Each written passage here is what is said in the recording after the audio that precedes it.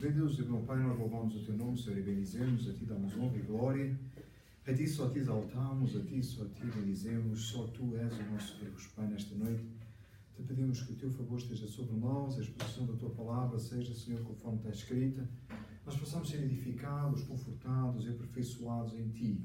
Louvamos o Teu nome e bendizemos no nome de Jesus. Amém. Nós com as Bíblias abertas em Sofonias, capítulo 3, hoje, nos permitindo ser assim, nós vamos concluir o estudo de Sofonias, tá? Sofonias 3. E o assunto é, como vocês veem, o povo de Deus, julgamento e salvação. Sofonias 3 diz assim a palavra do Senhor: ai da rebelde e manchada da cidade opressora, não ouve a voz, não aceita o castigo, não confia no Senhor, nem se aproxima do seu Deus. Os seus príncipes são leões rugidores no meio dela, os seus juízes são lobos da tarde que não deixam os ossos para outro dia. Os seus profetas são levianos e criaturas aleivosas, e seus sacerdotes profanaram o santuário e fizeram violência à lei. O Senhor é justo no meio dela. Ele não comete iniquidade. Cada manhã traz o seu juízo à luz, nunca falta, mas o perverso não conhece a vergonha. Exterminarei as nações e as suas torres serão assoladas. As suas torres serão assoladas. Fiz desertas as suas praças, a ponto de não ficar quem passe por elas. As suas cidades foram destruídas até não ficar ninguém, até não haver quem as habite. E eu dizia, certamente me temerá, e aceitarás a correção. E assim a sua morada não seria destruída, conforme o que havia determinado. Mas eles se levantaram de madrugada, corromperam todas as suas obras. Portanto, esperai-me a mim, diz o Senhor, no dia em que eu me levantar para o despojo, porque o meu juízo é juntar as nações, congregar os reinos, para sobre eles derramar a minha indignação e todo o ardor da minha ira. Porque toda esta terra está consumida pelo fogo do meu zelo. Porque então darei lábios puros aos povos, para que todos invoquem o nome do Senhor, para que o sirvam com o mesmo espírito. Da além dos rios da Etiópia, os meus zelosos adoradores, a filha da minha dispersa, me trarão sacrifícios. Naquele dia não te envergonharás de nenhuma das tuas obras com que te rebelastes contra mim, porque então tirarei do meio de ti os que exultam na sua soberba, e tu nunca mais te ensoberbecerás no meu monte santo. Mas deixarei no meio de ti um povo humilde e pobre, e eles confiarão no nome do Senhor. O remanescente de Israel não cometerá iniquidade, nem preferirá mentira, e na sua boca não se achará língua enganosa, porque serão apacentados, deitar-se-ão, e não haverá quem os espante. Canta alegremente, ó filha de Sião, rejubila, ó Israel, regozija-te e exulta de todo o coração, ó filha de Jerusalém. O Senhor afastou os teus juízos, exterminou o teu inimigo. O Senhor, o Rei de Israel, está no meio de ti. Tu não verás mais mal algum. Naquele dia se dirá a Jerusalém: não temas. Ó Sião, não se enfraqueçam as tuas mãos. O Senhor teu Deus está no meio de ti, poderoso para te salvar. Ele se deleitará em ti com alegria, calar-se-á por seu amor, regozijar-se-á em ti com júbilo. Os que em ti se entristeceram por causa da reunião solene, eu os congregarei. E esses para os quais o peso foi uma afronta. Eis que naquele tempo procederei contra todos os que te afligem, e salvarei a cocheia, recolherei a que foi expulsa, lhe darei um louvor e um nome em toda a terra em que foram envergonhados. Naquele tempo vos trarei, naquele tempo vos recolherei, certamente vos darei um nome e um louvor entre todos os povos da terra, quando reconduzir os vossos cativos diante dos vossos olhos, diz o Senhor. Oremos, Pai, que a tua misericórdia esteja connosco. Amém. E tu nos possas instruir, Pai. Te pedimos em nome de Jesus. Amém. Amém. Bem, os irmãos podem ficar sentados. Nós estamos a chegar ao fim de Sofonias, capítulo 3, apenas 3 capítulos. Desta vez fizemos uma mensagem por capítulo. A primeira, como vocês lembram, era o juízo iminente. A segunda, a exortação a voltar para Deus. E a terceira, o povo de Deus, julgamento e salvação. Irmãos, se você perdeu alguma mensagem, quer ver, elas estão a ser gravadas, colocadas no YouTube. Às vezes o som não fica muito bom, você tem que aumentar o volume um pouquinho, ou pôr um speaker, não percebi ainda bem porquê, mas estão gravadas e o som é possível ouvir, só um pouco baixo, tá? Mas para hoje, então nós temos hoje, o assunto de hoje terminando, o último capítulo, como eu já disse, nós vamos ver o povo de Deus, julgamento e salvação. Quando você olha o texto do versículo 1 ao versículo 8, você vê o povo de Deus sob o juízo divino. No versículo 1 e versículo 2 diz assim: ai da rebelde e manchada da cidade opressora, não ouve a voz, não aceita o castigo, não confia no Senhor, não se aproximou do seu Deus. De uma forma geral, né, o Senhor a falar para o seu povo, através do profeta, e ele diz: ai da rebelde e manchada da cidade opressora. No geral, o povo tem rejeitado a Deus no seu geral. Não ouve voz, não aceita o castigo, não confia no Senhor, não se aproximou do seu Deus. Irmãos, parece que rebeldia não é coisa nova, né? Não é coisa que acontece hoje. É coisa que já vem acontecendo. E muitas vezes nós, o povo de Deus, e o povo de Deus sempre foi não é? O povo de Israel era um povo rebelde, que quando digo o povo de Deus não foi o povo de Israel, mas hoje a igreja, o Israel do Senhor, é que tem sempre, nós temos um espírito rebelde, um espírito controverso. Está em nós, irmãos. Aliás, o que acontece no Jardim do Éden é exatamente isso, não é? O homem se rebela contra Deus. E o povo de Israel se rebelava contra os líderes, contra Deus, e continuou sendo assim, e hoje na Igreja de Cristo Jesus não é diferente. Tá? E essa é uma marca, irmãos. É uma marca que nós precisamos pedir a Deus que nos ajude. Aliás, uma marca da nossa carnalidade é a rebeldia. A palavra do Senhor fala em domínio próprio, né? Como fruto do Espírito. Em inglês, self-control, né? E numa outra tradução em português, domínio próprio ai, irmãos, lembra-se agora. Como é que é? Domínio próprio. Esqueci a palavra. Não, esqueci a palavra. Numa outra tradução tem outro nome para domínio próprio. Mas a ideia é esta: é a pessoa ser capaz de controlar os seus instintos carnais. E quando a gente fala em instintos carnais, a gente pensa às vezes em outras coisas que a gente pensa assim, uma coisa tipo um animal, não é? Irmãos, na verdade tem textos na Bíblia que apresentam assim, né? Apresentam de uma forma a brutalidade humana nesse sentido. Nós às vezes associamos com a pessoa com determinadas características que têm a ver com, às vezes até com a questão cultural, etc. Mas não é esse o sentido. O sentido é o sentido de nós temos que dominar o nosso entendimento, nós temos que nos sujeitar a Deus. Irmãos, é uma coisa que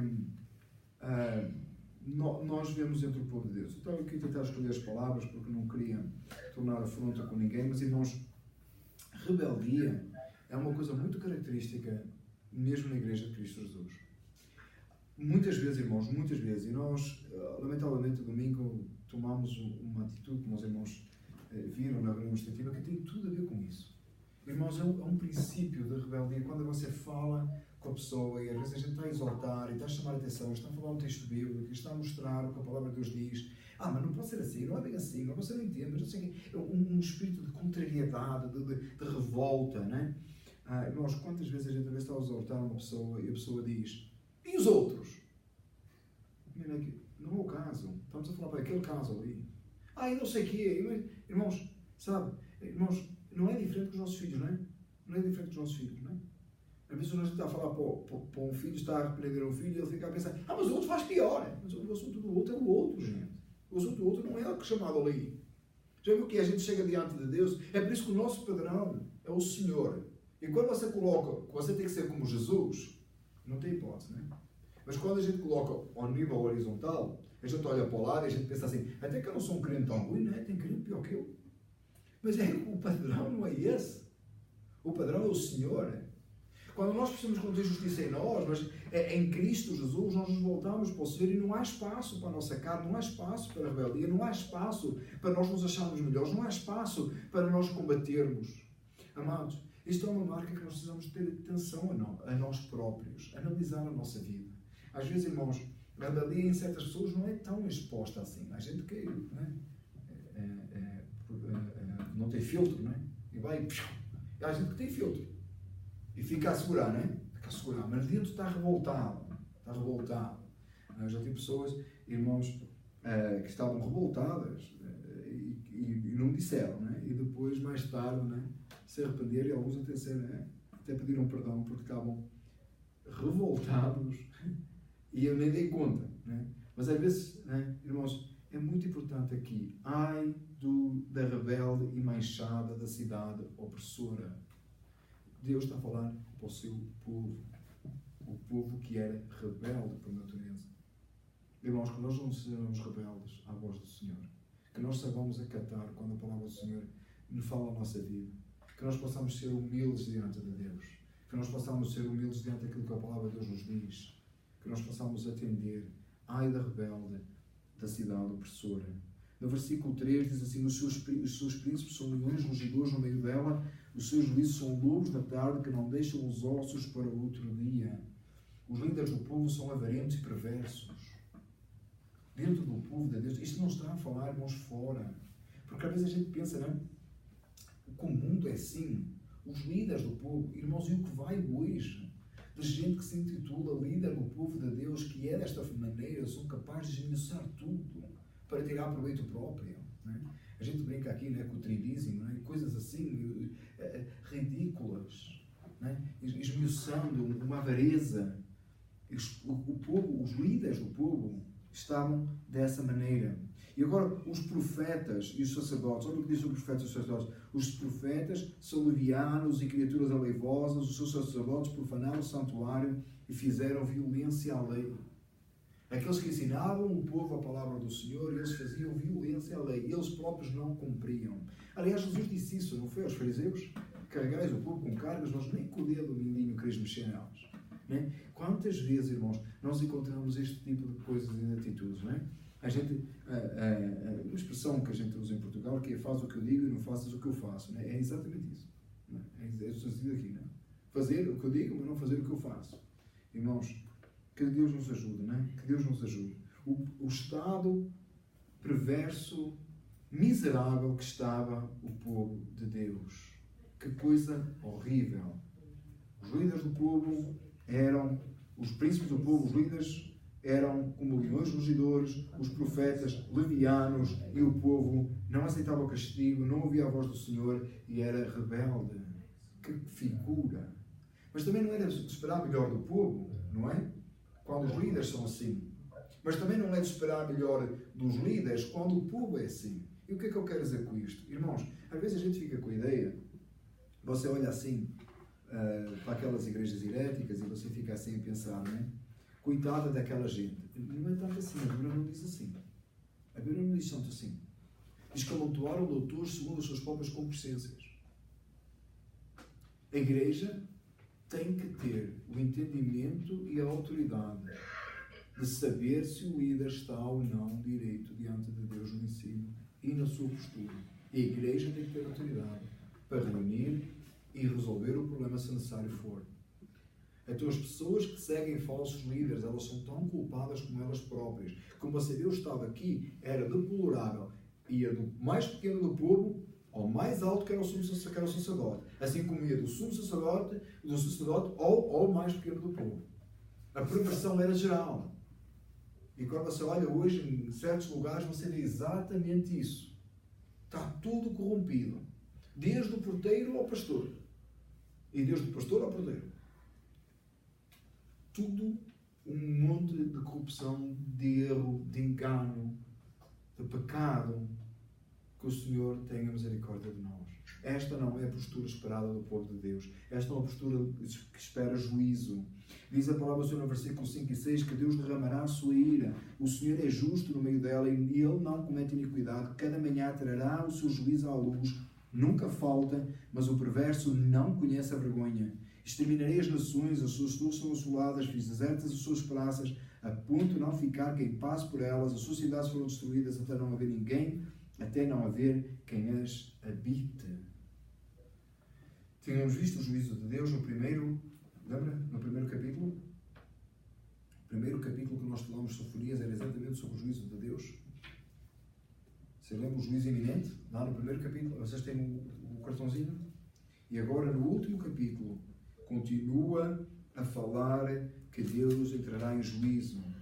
Irmãos, é muito sério o juízo de Deus e nós vamos muito devagar essas coisas. Irmãos, nós vamos muito devagar. Nós temos que ter muita consciência clara que diante de Deus somos culpados e o Senhor fará a sua justiça. E ou nós estamos em Cristo, ou nós iremos pagar para todo sempre. Mas as consequências do nosso pecado, irmãos, elas são visíveis na nossa vida. Ainda que você diga assim, eu sei que eu estou salvo em Cristo, eu sei que o meu pecado foi perdoado, eu sei que Cristo levará a iniquidade e eu sou salvo. Irmãos, a consequência dos nossos pecados, a nossa vida diária, estão bem presentes diante de nós. E muitas vezes nós não temos vitória espiritual e vivemos de cabisbaixo e temos problemas e é resultado da nossa vida espiritual. Não porque Deus está com o chicote à espera que a gente erre para nos acertar. Se fosse dessa maneira, irmãos, nós estávamos sempre a apanhar.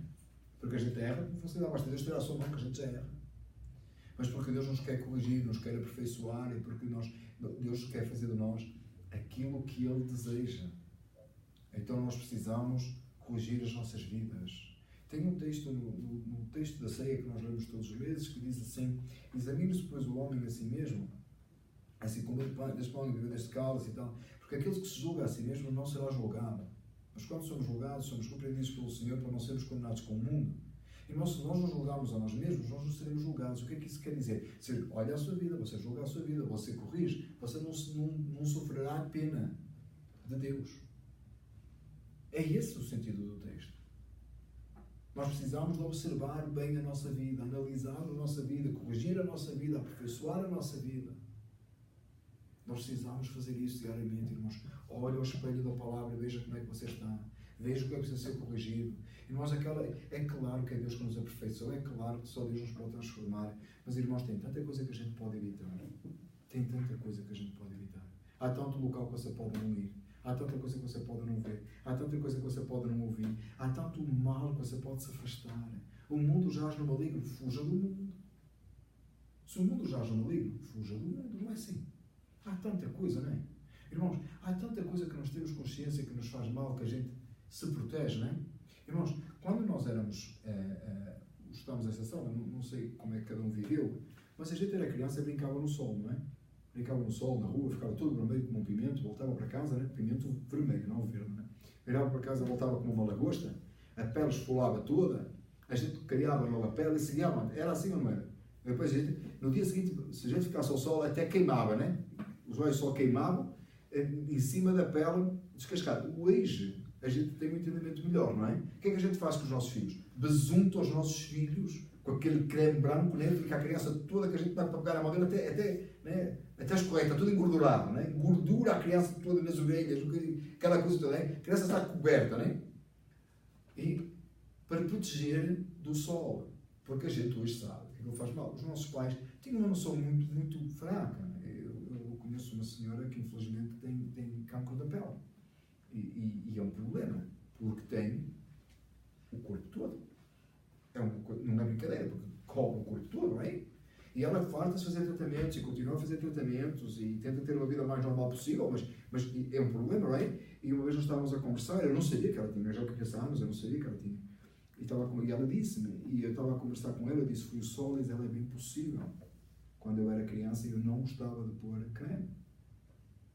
Então tenho. O que é que esta conversa toda? O que é que esta conversa toda tem a ver? Irmãos, nós temos consciência de quanto nos afeta o pecado e o mundo. Então não precisamos pôr um creme, não é?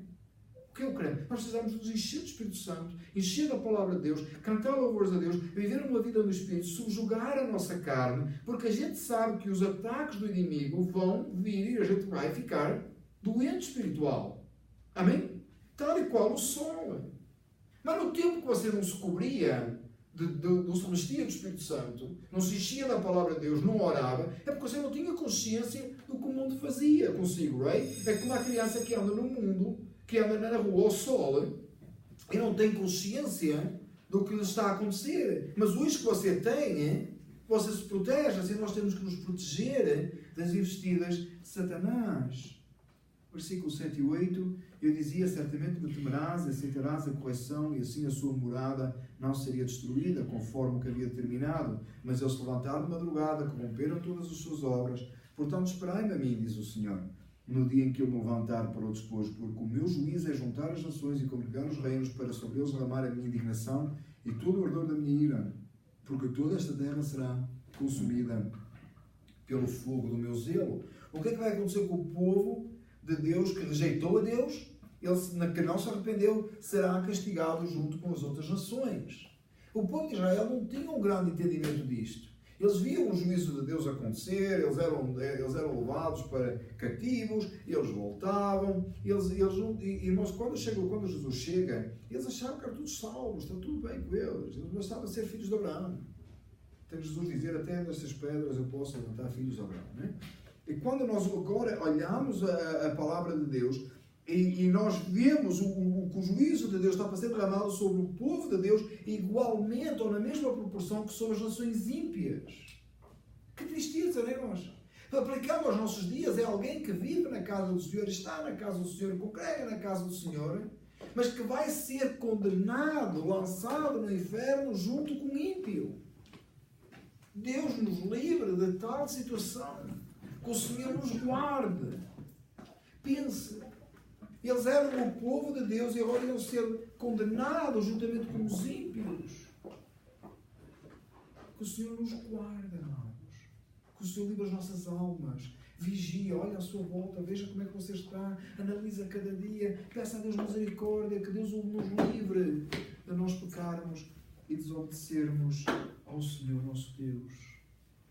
Do versículo 9 ao versículo 20, mudamos um pouco o contexto, tá? Lembra, outra vez vou lembrar o que é o assunto de hoje, né? O povo de Deus, julgamento e salvação. Falámos até agora julgamento. Aquele que é rebelde, aquele que se volta contra, aquele que não obedece, aquele que não está como Deus quer. Do versículo até ao versículo 9, né? Versículo 8, versículo 9. Porque então darei lábios puros aos povos para que todos invoquem o nome do Senhor, para que o sirvam com o mesmo espírito. Da além do lírio de Etiópia, os meus zelosos adoradores, a filha da minha dispersa me trarão sacrifício. Naquele dia não te envergonharás nenhuma das tuas obras com que te rebelastes contra mim, porque então tirarei do meio de ti os que exultam na sua soberba e nunca mais te ensoberbecerás no meio do meu santo monte. Mas deixarei no meio de ti um povo humilde e pobre e eles confiarão no nome do Senhor. O remanescente de Israel não cometerá iniquidade, nem preferirá mentira, e na sua boca não se achará língua enganosa, porque serão apacentados, deitar-se-ão e não haverá quem os espanta. O que é que aconteceu até aqui? Vamos parar aqui um pouquinho. O que é que nós estamos a ver aqui agora? Nós estamos a ver, do versículo 9 ao versículo 13, que a promessa de conversão. Deus dará lábios puros aos povos. Deus purificará e separará aqueles que são seus. Deus há uma promessa de restauração. Vamos ler do versículo 14 ao 20 a seguir. Mas quando nós olhamos agora este texto, nós vemos que Deus tem um remanescente. Há alguns que ficam. Diz assim, deixarei no meio de ti um povo humilde e pobre. Não necessariamente um povo pobre que não tem o que comer. Não necessariamente um povo pobre que não tem dinheiro. Um povo que é simples e que se entrega. Porque a palavra do Senhor diz assim, bem-aventurados os pobres de espírito. O que é um pobre de espírito? É aquele que tem noção que depende inteiramente de Deus. É aquele que tem noção que o Senhor é o seu ajudador. É aquele que se volta para Deus. Bem-aventurados esses. E eles confiarão. Vejam o que diz o texto. Eles confiarão no nome do Senhor. Nós precisamos de confiar no nome do Senhor. Não é por isso que muitas vezes, irmãos, a gente não tem financeiramente, materialmente, aquilo que a gente gostaria de ter, para que nós possamos confiar e chegarmos perto de Deus. E olha que tem alguém que fica. E quando você pensa no remanescente, você pensa no remanescente de Israel, você pensa naqueles que ficam, você tem que pensar naqueles que o Senhor ao longo dos séculos tem guardado os seus. No tempo da Inquisição, no tempo da Reforma, quando tudo era escuridão, quando os cristãos eram perseguidos, Deus sempre guardou um povo. Então, você olha para o primeiro século, talvez você não tenha tanta noção assim, né? Porque no primeiro século tem um momento que só em Jerusalém tinha 5.000 salvos, né? É igual. Mas ao longo da história, houve momentos em que só um pouquinho permaneceu. Irmãos, algumas pessoas têm mencionado, e uma das pessoas que mencionou isso foi o Billy Graham. Em algum momento da vida do Billy Graham, algumas coisas não foram perfeitas, mas uma coisa que ele disse, e talvez esse é o ponto que deve nos fazer pensar, que se 5% das pessoas que nas cruzadas dele realmente, dos que aparentemente se converteram, ele disse que se 5% tivesse sido de verdade, ele ficaria contente. 5%. Pense nisso. Foi ele próprio que disse isso. 5%. Um remanescente. Às vezes, irmãos, nós pensamos e vemos assim grandes multidões, irmãos, é muito sério o Evangelho. E a gente começa a falar com muita gente, e a gente vê muito pouca gente que leva o Evangelho a sério. A falar com uma pessoa esta semana passada, esta semana, que é membro de uma igreja por muitos anos, e disse-me assim, a pessoa já uma pessoa muito nova, e disse-me assim, na verdade eu nunca li a Bíblia toda. Eu fiquei bem. Foi assim num momento rápido, não deu para conversar muito, mas eu claro que mostrei a minha reprovação, mas imagina, como é que a pessoa nunca leu a Bíblia toda? Eu estou a falar de uma pessoa, um membro de igreja, anos. Como é que alguém nunca leu a Bíblia toda? Como é que um cristão nunca leu a Bíblia toda? Como é que sabe a vontade de Deus? Como é que conhece? E se você for por aí fora, irmãos, não é um nem dois casos, é muita gente que nunca leu a Bíblia toda. É muita gente que se intitula cristãos. Titula cristãos, depois quase a do café no domingo, né? O café morno, no filme, né? E depois ela disse assim, quando é que tu vais à igreja? E ela disse, ocasionalmente.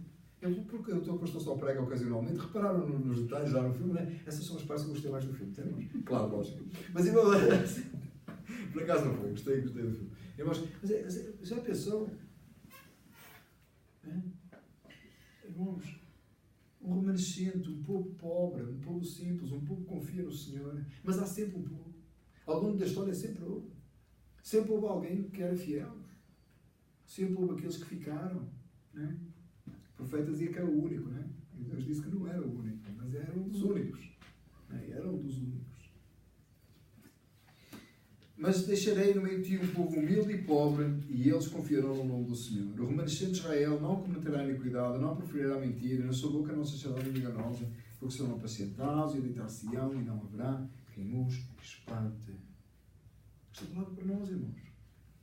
Se nós formos assim, se nós somos um remanescente, se nós somos os fiéis, esta palavra é para nós.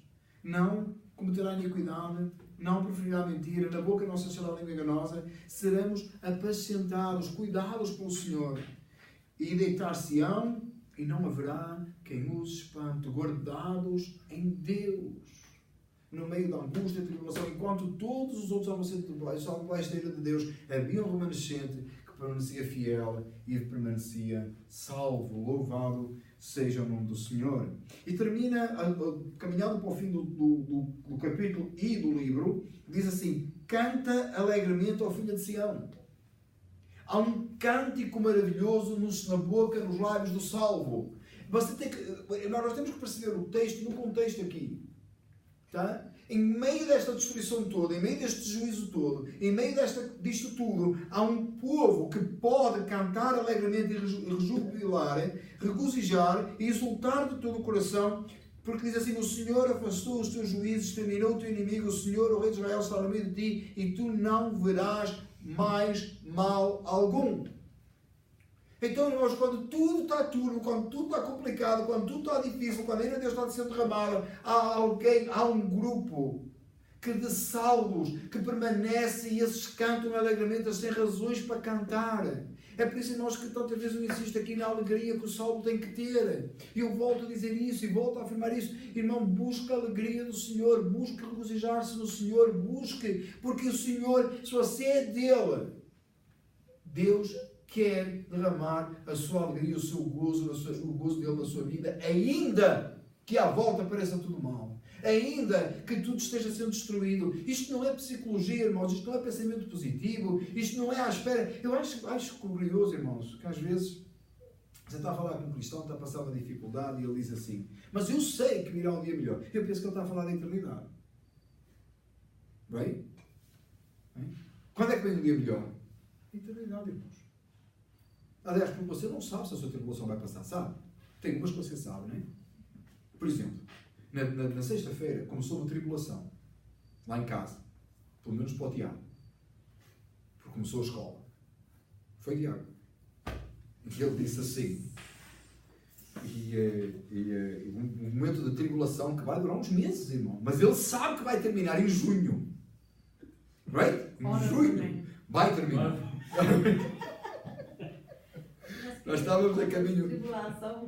Foi muito engraçado, porque nós estávamos, eles fizeram na sexta-feira, né, depois das apresentações e tal, fizeram uma festinha na escola, né, uma festinha na escola. E dizem assim pelo caminho: mas que razão temos nós para celebrar? A escola vai começar. E diz: não, tu entendeste? Esta é para os pais celebrarem. A vossa em junho. Esta é para nós. Que tipo de pessoa celebra e está contente por começar a escola, diz ele. Então começou uma tribulação. Agora, ele sabe, né, que se ele for fiel até ao fim, permanecer fiel até ao fim, até junho, com boas notas, o verão, eu ia dizer, o verão é todo dele, não é que a gente está a trabalhar para ele fazer. Mas o verão chega, né? É isso? Senão a tribulação vai ser maior. Fica maior? Senão a tribulação vai ser maior, né? Mas ele está esperançoso, né? Ele está esperançoso, né? Irmãos, é como os irmãos, né? Que daqui a pouco vai chegar aquele período do ano, ontem já esteve assim, né? Que o negócio, nós, fresquinho, 40 graus de manhã, ai, que maravilha. Amém. Não era 40, estava para 50. E para os irmãos vai começar uma tribulação, você sabe, né? Que lá para março, a tribulação vai passar. Há coisas na nossa vida que a gente sabe que vai embora. Isto é uma brincadeira, mas é para a gente entender. Mas há coisa, irmão, que você não sabe se vai embora. Há coisa que pode não ir embora. E há coisas que às vezes parecem uma tribulação muito grande e depois a gente nem sabe. Right?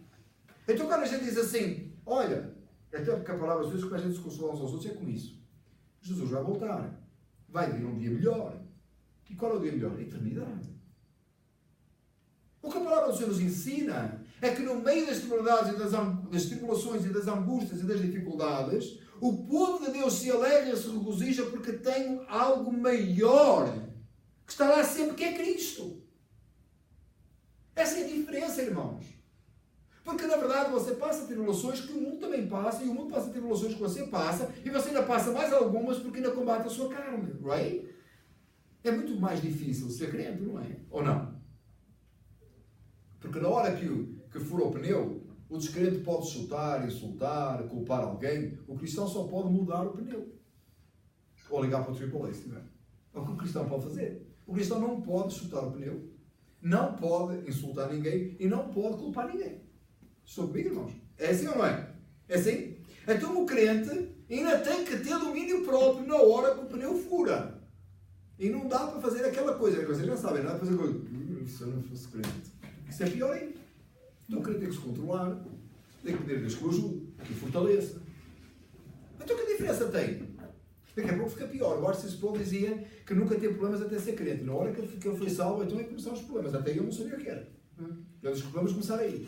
Então o que é que a palavra do Senhor nos ensina sobre ter uma vida prazerosa e nós termos alegria e a alegria do Senhor é a nossa vida? O que é que a palavra do Senhor nos ensina? Nos ensina que no meio dessas angústias, tribulações e dificuldades, aquelas que todo mundo passa, mais as que os cristãos passam, há um gozo, uma satisfação maior, porque a nossa alma está guardada em Cristo. Então, no meio de tudo isto controverso, o povo de Deus, que está livre da ira de Deus, ele se alegra, se regozija e tem um canto novo. Porque o rei de Israel está no meio de ti. Tu não verás mais mal algum. Não haveria o juízo e a ira de Deus sobre ele. O povo de Israel estava guardado. O Senhor dos céus e da terra estava no meio dele. O Senhor teu Deus está no meio de ti, poderoso para te salvar. Ele se deleitará em ti com alegria, calar-se-á por seu amor, regozijar-se-á em ti com júbilo. O Senhor tem prazer em nós, irmãos. O Senhor tem prazer na forma como nós o servimos. O Senhor se alegra em nós. Você já pensou? O Senhor dos céus e da terra. A gente fala uma coisa, deixa eu levantar aqui uma coisa. A gente deve falar assim umas coisas com os nossos filhos e diz assim: estou muito feliz com o que tu fizeste. Os americanos usam uma expressão perigosa que é I'm proud of you, right? E que na verdade proud of you não é no sentido orgulhoso, mau, como nós traduzimos a letra, tem um som mau, mas na verdade é o sentido nosso, nós dizemos assim: eu estou feliz com o que tu fizeste, não é? E com certeza que é uma alegria para os nossos filhos darem-nos alegrias. Eu creio que sim, não é? Às vezes eles vêm assim com uma coisa, não é? Outro dia foi o carro da mãe, não é? O carro da mãe todo lavadinho, todo bonito e com alegria. Mãe, anda no carro, não é? Tudo, não é? Estava perfeito, estava? Tá. Eu fui o carro todo perfeito e tal. E uma alegria. No dia fui o Tiago. Outro dia o Pedro estava a cortar a relva, cortou a relva, né? Cortou a relva, veio todo contente de mostrar a relva. A Lili muitas vezes faz aqueles desenhos, aquelas coisas dela, e vem mostrar à mãe, ao pai, todos contentes, né? E a gente diz que e a gente fica muito feliz com eles. Há um relacionamento. Agora pense, o Senhor dos céus e da terra olhar para si e se deleitar e regozijar em si. Agora você pensa uma coisa. Quando o meu Pedro corta a relva, o Tiago lava o carro da mãe e ele faz um desenho, na verdade eles estão-nos a ajudar, não é? E ajudam muito. Pense comigo, irmão, pense comigo. Há alguma coisa que você pode ajudar a Deus? Que Deus realmente precisa de si? Deus diz assim, que se não fosse a irmã Isabel fazer as contas, eu não sei o que é que eu fazia, diz Deus. Acho? Não? Certeza? Ela deixa que não. Às vezes, quando você pensa, irmãos, quando você pensa naquilo que nós, quando você pensa naquilo que nós fazemos e somos diante de Deus, nós somos como nada. O que é que a gente pode fazer diante de Deus? O que é que a gente pode ajudar a Deus? E Ele olha para a nossa ação e Ele tem gozo e satisfação em nós. Não precisamos de nós para nada. Que palavra maravilhosa nós encontramos aqui, irmãos. E o Senhor teu Deus está no meio de ti, poderoso para te salvar, e Ele se deleitará em ti com alegria. O Senhor tem prazer em nós, nos salvos, naqueles que lhe obedecem, naqueles que lhe agradam. E este livro de Sofonias, que vem falando de tanta destruição, tanta ira, tanta coisa, chega no final e termina com palavras tão doces de consolação. E você diz, é assim que deve terminar todos os livros da Bíblia. Não é não, irmãos. Uma grande parte dos livros proféticos não termina assim, lembra? Muitos deles não terminam assim. E este realmente termina com a palavra de consolo para o povo de Deus que é fiel. Os que em ti se entristeceram por causa da reunião solene, eu os congregarei, esses para os quais o peso foi uma afronta. Eis naquele dia procederei contra todos que afligem, e salvarei a cocheia, e recolherei a que foi expulso, e darei um louvor e um nome em toda a terra em que forem envergonhados. Naquele tempo vos trarei, naquele tempo vos recolherei. Certamente vos darei um nome e um louvor entre todos os povos da terra, quando reconduzir os vossos cativos diante dos vossos olhos, diz o Senhor. Promessa de Deus para o povo de Deus está aqui nestes versículos. Esta é a nossa esperança, este é o nosso gozo, esta é a nossa satisfação. O povo de Deus está abaixo da ira de Deus, será poupada a condenação. O Senhor Deus o salvará. Haverá gozo e alegria, pois Deus estará no meio do seu povo, aqueles que são fiéis. Amados irmãos, que este livro tenha trazido para nós palavras de consolo no final, mas tenha trazido muita exortação. Eu trouxe muita exortação à minha vida. E eu preciso de me assentar com Deus. E eu preciso proceder corretamente diante de Deus. Eu preciso que Deus tenha misericórdia da minha vida. Irmãos, que nós possamos, ao longo destas 3 mensagens, termos analisado as nossas vidas. E o meu desejo, irmãos, é que nós possamos ser encontrados neste grupo final. Mas para chegar a este grupo final, irmãos, houve um juízo iminente, houve uma condenação anunciada, houve uma convocação de Deus ao arrependimento, e no final há um consolo. Que o Senhor nosso Deus possa operar assim nas nossas vidas. Que as palavras do profeta sejam entregues a nós. Que o Senhor seja connosco. Oremos. Pai, no nome eterno de Cristo Jesus, nós te adoramos e te bendizemos. Obrigado pela tua palavra que tem falado a nossa vida. Senhor, te pedimos que tenhas misericórdia de nós e nos guies em todas as coisas.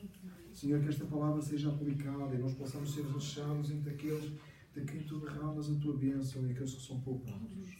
Senhor, te bendizemos, a ti damos glória e louvor, a ti, só a ti, em nome de Jesus. Amém e amém.